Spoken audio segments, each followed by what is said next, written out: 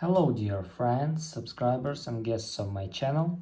In this video I want to show and tell you how to take full page screenshot on iPhone. Please put your like, subscribe to my channel and share this video with your friends. Let's get started. So, first we need go to Safari and go to any site. And after that we need do screenshot. Click here, and if you want to do a full page screenshot, you must click on this full page button.